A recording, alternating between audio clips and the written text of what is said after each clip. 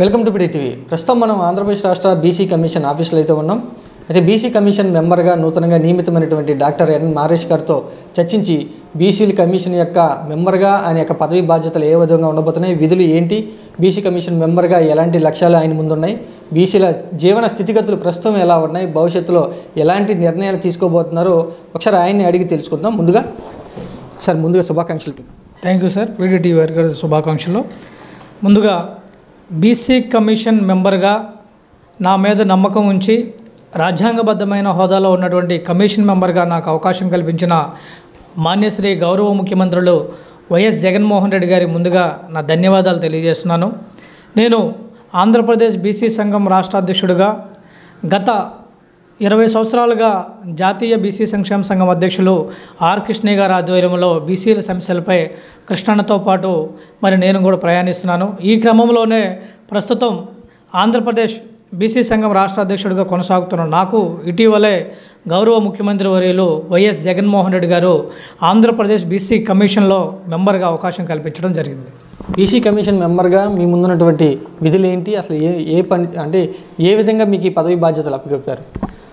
BC commission యొక్క ముఖ్య లక్ష్యం బీసీల హక్కులు పరిరక్షించటం, రిజర్వేషన్ల పరిరక్షణ, విద్యా ఉద్యోగాల్లో బీసీలకు ఎక్కడా కూడా అన్యాయం జరగకుండా చూడటం, అదేవిధంగా 26 జిల్లాల్లో ఉన్నటువంటి బీసీల జీవన స్థితిగతులను అధ్యయనం చేస్తూ ఎప్పటికప్పుడు ప్రభుత్వానికి నివేదికలు ఇవ్వటం, వాళ్ళ యొక్క జీవన ప్రమాణాల్లో మార్పులు, బీసీల యొక్క ఇంకా జీవన స్థితిగతులు మరింత మెరుగుగా పడాలంటే ఏ విధంగా వారికి మంచి కార్యక్రమాలు చేపట్టాలనే దాని మీద నివేదికలు ప్రభుత్వానికి అందించడం జరుగుతుంది.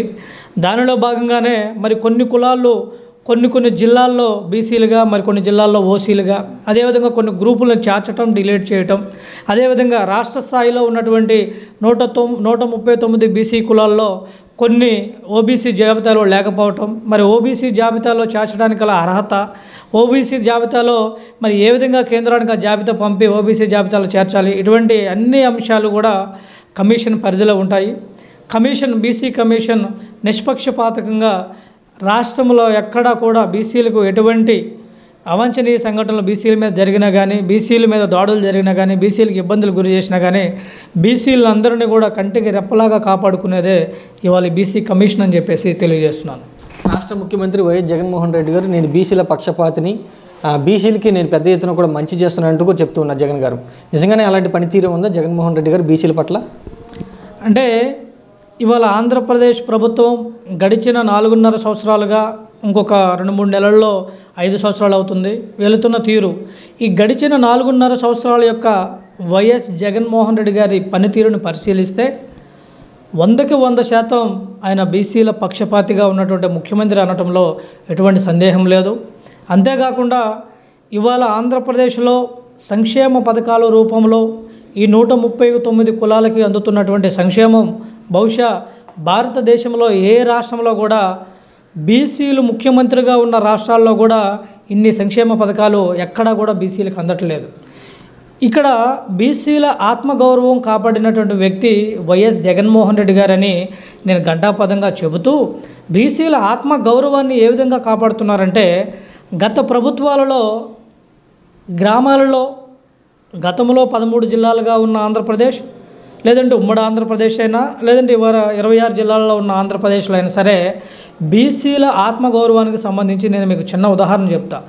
గతంలో గ్రామాలలో, పట్టణాలలో కూడా ప్రజలందరూ కూడా వారికి కావాల్సినటువంటి పౌర సేవల కోసం అక్కడ ఉన్నటువంటి గ్రామం అయితే గ్రామస్థాయి నాయకులు, మండలం అయితే మండల స్థాయి నాయకులు, జిల్లా అయితే జిల్లా స్థాయి నాయకులు, ఇట్లా రాష్ట్ర పరిధిలో సచివాలయాల చుట్టూ, మండల ఆఫీసుల చుట్టూ, గ్రామ నాయకుల చుట్టూ తిరుగుతూ ఉండేవాళ్ళు. ఎందుకంటే స్వయంగా నేను కూడా చదువుకునే రోజుల్లో ఏదన్నా ప్రభుత్వానికి సంబంధించిన సంక్షేమ పథకాల గురించి వెళ్ళాలంటే ఏ గ్రామంలో ఉన్న నాయకుడి దగ్గరకు వెళ్ళి గంటలు కూర్చునే పరిస్థితి ఉండేది.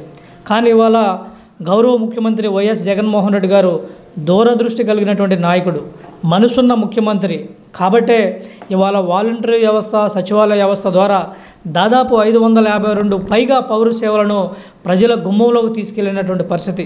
ఇవాళ గ్రామాల్లో కానీ పట్టణాల్లో కానీ పేద ప్రజలు వాళ్ళ పనులను పక్కన పెట్టి ఈ పౌర సేవల కోసం, ప్రభుత్వ సంక్షేమ పథకాల కోసం, ప్రభుత్వం ఇచ్చేటటువంటి పథకాల కోసం ఎవరి గుమ్మం ఎక్కే పరిస్థితి లేదు. ఏ నాయకుడి దగ్గర కూడా గంటలు నిలబడే పరిస్థితి కాదు. మరి ఇది బీసీలకు దక్కిన ఆత్మగౌరవం కాదా? ఇంతకన్నా బీసీలకి ఆత్మగౌరవం ఏం కావాలి? ఇవాళ బీసీలందరూ కూడా ఆత్మగౌరవంతో మరి ప్రభుత్వం నుంచి వచ్చేటటువంటి సంక్షేమ పథకాలని పూర్తి స్థాయిలో సంతృప్తిగా అనుభవిస్తున్నారని చెప్పేసి చెప్తున్నాను. కేవలం ముఖ్యమంత్రి గారు సంక్షేమ పథకాలు ఇస్తున్నారు, ఎటువంటి అభివృద్ధి చేయట్లేదంటూ విమర్శలు వస్తున్నాయి. దీని గురించి ఏమంటారు? అంటే ఇక్కడ అభివృద్ధి లేదు అనే వాళ్ళకి నేను చెప్పేది ఏంటంటే, అసలు సంక్షేమం అభివృద్ధి అంటే ఏమిటి?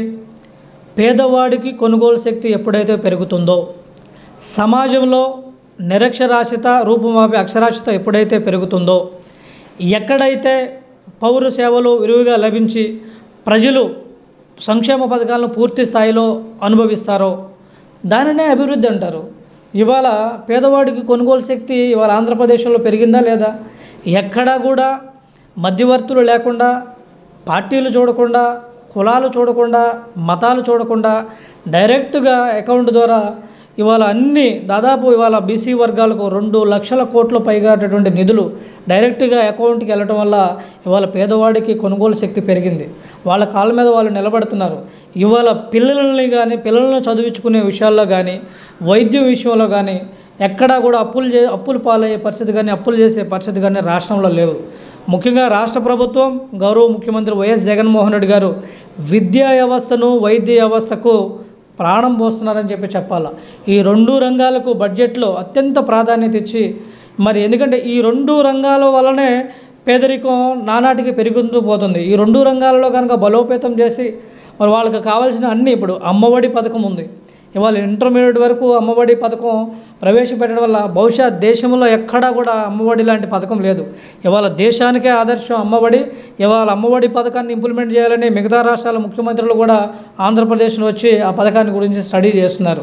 అదేవిధంగా స్కూల్స్, నాడు నేడు ద్వారా స్కూల్స్ కార్పొరేటివ్ స్థాయిలో తలదన్నేలా ఇవాళ గవర్నమెంట్ స్కూల్స్లో గతంలో మనం ఎప్పుడన్నా విన్నామా? గవర్నమెంట్ స్కూల్స్లో అడ్మిషన్స్ లేవు, అడ్మిషన్స్లో అయిపోయాయని చెప్పేసి గవర్నమెంట్ స్కూల్స్లో బోర్డులు పెట్టిన పరిస్థితి బహుశా దేశ చరిత్రలోనే ఎప్పుడు జరిగి ఉండదు.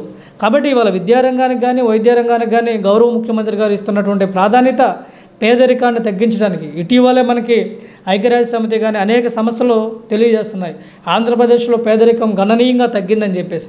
ఇవన్నీ అభివృద్ధి కాదా? ఇవన్నీ అభివృద్ధి కింద రాదా? ఇవాళ ఒక గ్రామాన్ని, ఇవాళ మహాత్మా గాంధీ కళ్ళగన్నటువంటి స్థానిక స్వపరిపాలన, ఇవాళ ఈ దేశానికి పట్టుకొమ్మలే గ్రామాలని మహాత్మా గాంధీ గారు అన్నారు. ఇవాళ గౌరవ ముఖ్యమంత్రి జగన్మోహన్ రెడ్డి గారు ఆ మహాత్మా గాంధీ ఆలోచనలను, ఆశయాలను ఆదర్శంగా తీసుకొని గ్రామ సచివాలయాలు కానీ, వాలంటరీ వ్యవస్థ కానీ మొత్తం గ్రామాలన్నింటినీ కూడా పటిష్టం చేశారు.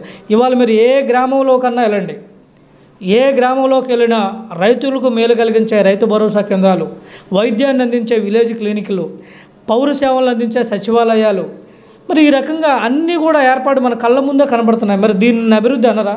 కాబట్టి ముఖ్యంగా మా బలహీన వర్గాలు ఏదైతే 139 కులాల్లో ఉన్నటువంటి బీసీ వర్గాలే కాదు, ఎస్సీ, ఎస్టీ, బీసీ, మైనార్టీ వర్గాలకి అందరికీ కూడా బహుశా స్వతంత్రం వచ్చి 75 సంవత్సరాలు దాటుతున్న ఆ 70 సంవత్సరాల్లో జరగనటువంటి సంక్షేమం, అభివృద్ధి గడిచిన 4.5 సంవత్సరాల్లో జరిగింది. అది కళ్ళారా చూస్తున్నామని చెప్పేసి నేను ఒక కమిషన్ మెంబర్గా నేను తెలియజేస్తున్నాను. ప్రస్తుతం ప్రభుత్వం అయితే కులగణన సర్వే అయితే నిర్వహిస్తూ ఉంది. ఈ సర్వే యొక్క లక్ష్యం ఏమిటి అంటే అన్ని కులాల యొక్క లెక్కలు బయటకు తీసుకురావడం అంటూ ప్రభుత్వాలు చెప్తూ ఉంటే కొంతమంది విమర్శిస్తూ ఉన్నారు. ఎందుకు చెప్పాలి? మా వివరాలన్నీ కూడా మా గోప్యత ఉంది కదా, మా కుక్కలు కానీ లేకపోతే పందులు కానీ పశువులు ఎన్ని నెంబర్లు లెక్కలు ఎందుకు మీకు చెప్పాలి ప్రభుత్వం వారికి అంటూ విమర్శిస్తున్నారు. దాని గురించి ఏమంటారు? నేను ఇవాళ బీసీ కమిషన్ మెంబర్గా ఉన్నాను.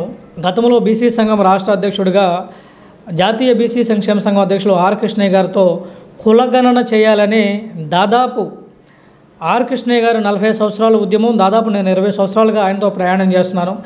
ఎన్నో సంఘాలు కులగణన నిర్వహించాలని చెప్పేసి ఎన్నో ప్రభుత్వాలకు ఎన్నో విజ్ఞప్తులు చేసినా కానీ బీసీలను మొర ఆలకించిన నాదుడే లేడు.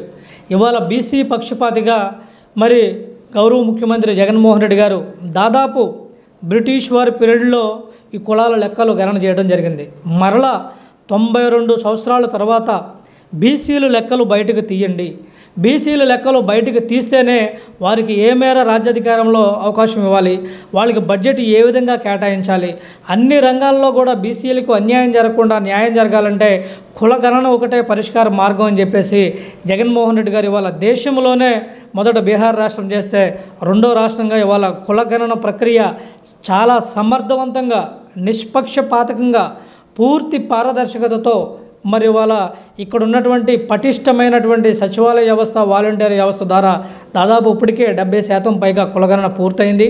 ఎందుకంటే కులగణన బీసీల రాజ్యాధికారానికి మూలమే కులగణన. కులాల లెక్కలు తెలిస్తేనే ఇవాళ బీసీలకి విద్యా ఉద్యోగాల్లో 25% ఉన్నటువంటి రిజర్వేషన్లో 50%కి పెరగడానికి ఆస్కారం ఉంది. స్థానిక సంస్థల్లో ఏబిసిడి వర్గీకరణ చేసి స్థానిక సంస్థల్లో బీసీలకి రిజర్వేషన్లు ఇంకా మెరుగైన రిజర్వేషన్లు రావాలన్నా కానీ కులగణన కావాలి. లేదు కేంద్ర స్థాయి నుంచి బడ్జెట్లో బీసీలకు సరైన న్యాయం జరగాలన్నా కానీ కులగణన జరగాలి. బీసీ కార్పొరేషన్ల ద్వారా రాబోయే రోజుల్లో ఏ కార్పొరేషన్కి బడ్జెట్ ఎంతెంత కేటాయించాలన్నా కానీ కులగణన జరగాలి. కాబట్టి ఇటువంటి చారిత్రాత్మకమైనటువంటి నిర్ణయాన్ని తీసుకొని దేశ చరిత్రలోనే ఈవెన్ బీసీలందరి చరిత్రలోనే జగన్మోహన్ రెడ్డి గారు స్థిరస్థాయిగా నిలిచిపోయేటటువంటి నిర్ణయం చేసి కులగణన జరుగుతుంటే మరి వాళ్ళ కులగణన మీద కూడా విమర్శ చేయడం అంటే కులగణనను విమర్శించిన వారు ఎంతటి వారైనా సరే చరిత్ర హీరోలుగా మిగిలిపోతారని చెప్పేసి నేను ఈ సందర్భంగా చెప్తున్నాను. ఎందుకంటే ఒకప్పుడు బీసీలలో మేము ఎందుకు పుట్టామా అన్న రోజుల నుంచి గడిచిన 4.5 సంవత్సరాల్లో బీసీలకు అందుతున్నటువంటి పథకాలు కానీ సంక్షేమం కానీ రాజ్యాధికారం వలన కానీ మిగతా వర్గాల వారు మేము బీసీలలో ఎందుకు పుట్టలేదా అని బాధపడే రోజులు మరి వాళ్ళు చూస్తున్నామంటే ఈ గొప్పతనం అంతా కూడా మాన్యశ్రీ గౌరవనీయులు ముఖ్యమంత్రి వైఎస్ జగన్మోహన్ రెడ్డి గారికే దక్కుతుంది. ఎందుకంటే చట్టసభలలో 50% రిజర్వేషన్లు వస్తేనే మాత్రమే ఇవాళ బీసీలకి ఇంత స్థాయిలో రాజ్యాధికారంలో వాటా వచ్చింది వాస్తవంగా. కానీ ఇవాళ చట్టసభలలో పార్లమెంట్లో కూడా ప్రైవేటు మెంబర్ బిల్లు పెట్టి బీసీలుగా మద్దతు ఇచ్చినటువంటి వ్యక్తి వైఎస్ జగన్మోహన్ రెడ్డి గారు. ఇవాళ పార్లమెంట్లో బీసీ బిల్లు పాస్ అవ్వకపోయినప్పటికీ కూడా ఇవాళ ఆంధ్రప్రదేశ్లో నామినేటెడ్ సర్పంచ్ స్థాయి నుంచి రాజ్యసభ స్థానాల వరకు మంత్రిమండలిలో కానీ ఎమ్మెల్సీలుగా కానీ మార్కెట్ యార్డ్ చైర్మన్లుగా కానీ డైరెక్టర్లుగా కానీ 56 కార్పొరేషన్ చైర్మన్లు కానీ కౌన్సిలర్లు కానీ ఇట్లా ఏది చూసినా కానీ 65% పైగా వాటా ఇచ్చిన వ్యక్తి బీసీలకు వైఎస్ జగన్మోహన్ రెడ్డి గారే. అంతేకాకుండా కొత్త నాయకత్వాన్ని దాదాపు రాష్ట్రంలో ఇవాళ అనేక హోదాలలో అనేక పదవులలో బీసీలు దాదాపు 5,000 మంది పైగా ఒక కొత్త నాయకత్వాన్ని తయారు చేసి చరిత్ర సృష్టించినటువంటి నాయకుడు వైఎస్ జగన్మోహన్ రెడ్డి గారు అని చెప్పేసి నేను తెలియజేస్తున్నాను. బీసీలకి రాజ్యాధికారం నాతోనే సాధ్యం అని చెప్తూ ఉన్నారు, వైసీ పార్టీతోనే సాధ్యం అంటూ జగన్మోహన్ రెడ్డి గారు చెప్తూ ఉన్నారు. మరి కొంతమంది విమర్శిస్తూ ఉన్నారు కులాల రాజకీయాలు చేస్తున్నారు జగన్మోహన్ రెడ్డి గారు అంటూ. దీని గురించి ఏమంటారు? బీసీలకు రాజ్యాధికారం జగన్మోహన్ రెడ్డి గారితోనే సాధ్యమని స్పష్టమైంది కదండి, మనకు కనిపిస్తుంది కదా. ఇవాళ ఇన్ని పదవులు నేను ఇప్పుడే చెప్పాను, రాష్ట్ర వ్యాప్తంగా దాదాపు 5,000 మంది కొత్త నాయకత్వాన్ని తయారు చేసినటువంటి మనసున్న ముఖ్యమంత్రి జగన్మోహన్ రెడ్డి గారు. అదేవిధంగా మంత్రివర్గంలో ఎప్పుడన్నా మంత్రివర్గంలో మనకి ఇంతమంది డిప్యూటీ సీఎంలు ఉన్నారా? 11 మంది బీసీలుగా మంత్రులుగా ఈ రాష్ట్ర చరిత్రలో ఏ రోజన్నా ఏ ముఖ్యమంత్రి అని అవకాశం ఇచ్చారా? గతంలో రాజ్యసభ సీట్లు 100 కోట్లకు అమ్ముకుంటే ఇవాళ రాజ్యసభలో కూడా దాదాపు 4 సీట్లు బీసీలకు కేటాయించారు. అదేవిధంగా బీసీల పక్షపాతి వైఎస్ జగన్మోహన్ రెడ్డి గారు అనడానికి మరొక ప్రధానమైన ఉదాహరణ, మరి పార్టీతో కూడా సంబంధం లేనటువంటి ఆర్ కృష్ణయ్య గారిని ఆయన బీసీలకు సేవ చేస్తున్నాడు, బీసీల కోసం కష్టపడుతున్నాడు అని చెప్పేసి గౌరవించి ఆ బీసీ ఉద్యమ నేతను గౌరవించాలని చెప్పేసి పిలిచి మరి 100 కోట్లు విలువ చేసేటటువంటి రాజ్యసభ సీటు ఇచ్చి గౌరవించిన వ్యక్తి వైఎస్ జగన్మోహన్ రెడ్డి గారు. మరి బీసీలకు రాజ్యాధికారంలో వాటా కల్పిస్తున్న వ్యక్తి జగన్మోహన్ రెడ్డి గారు అనడానికి ఇన్ని మించి ఉదాహరణలు ఏమున్నాయి చెప్పండి.